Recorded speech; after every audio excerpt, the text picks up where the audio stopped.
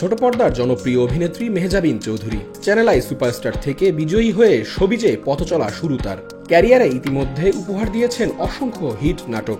শুধু তাই নয়, ওয়েব ফিল্মেও নিজের অভিনয় গুণে নজর কেড়েছেন দর্শকদের। সম্প্রতি প্রিয় মালতী সিনেমার মাধ্যমে অভিষেক হয়েছে বড় পর্দায়ও। নাটক দিয়ে ক্যারিয়ার শুরু করলেও এখন সব জায়গায় দাপিয়ে বেড়াচ্ছেন মেহজাবিন। তবে তার অভিনীত প্রথম নাটকে কত টাকা পারিশ্রমিক পেয়েছিলেন এই অভিনেত্রী? সম্প্রতি এক সাক্ষাৎকারে এ প্রসঙ্গে মেহজাবিন বলেন, ইফতেখার আহমেদ ফাহিম পরিচালিত তুমি থাকো সিন্ধুপারে নাটকে অভিনয় করে আমার প্রথম আয় ছিল 15,000 টাকা।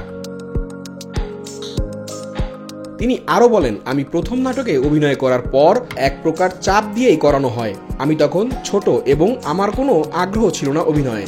অভিনয় করার আগে Lux channel I superstar award জিতেছিলাম। এরপর আমি চট্টগ্রামে মামার বাসায় চলে গিয়েছিলাম কাউকে না বলেই।